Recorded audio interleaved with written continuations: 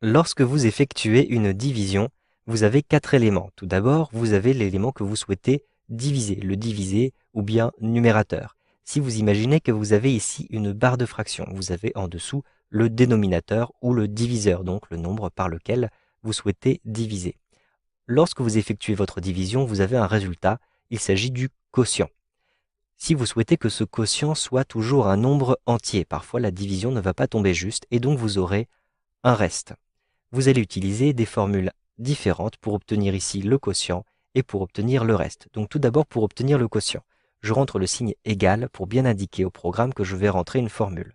Cette formule, tout simplement, c'est quotient. Donc je rentre ceci avec le clavier et je vais ouvrir la parenthèse. Tout d'abord, vous allez rentrer le numérateur. Donc je le sélectionne simplement à cet endroit-ci, il s'agit de A2. Ensuite, ajoutez bien un point-virgule pour indiquer que vous allez rentrer le deuxième argument. Le deuxième argument de cette formule, c'est le dénominateur. Donc je vais simplement cliquer à cet endroit-ci en A3. Ensuite, fermez simplement la parenthèse et appuyez sur la touche Entrée. Vous avez donc un résultat à cet endroit-ci. En effet, 5 fois 7 égale 35. Cependant, vous le voyez, c'est 36 que j'ai ici en numérateur. Donc je vais avoir un reste et ce reste sera 1.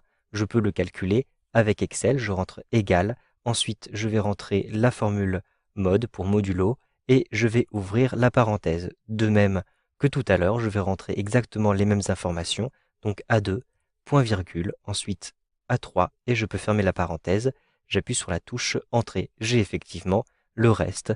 Il reste 1. 5 fois 7, 35, plus 1, 36. Si maintenant, je modifie un élément de ma division, par exemple, je vais remplacer 5 par 8. Je rentre ici 8 et j'appuie sur la touche Entrée. Je vais automatiquement avoir le résultat à cet endroit-ci, puisque vous le voyez, le reste sera 4, puisque effectivement, 4 fois 8, 32, plus 4, 36. Vous le voyez, ces formules seront très intéressantes si vous les utilisez avec des références, car vous pourrez ainsi mettre à jour très facilement tous vos calculs à l'intérieur de vos feuilles avec Excel 2013.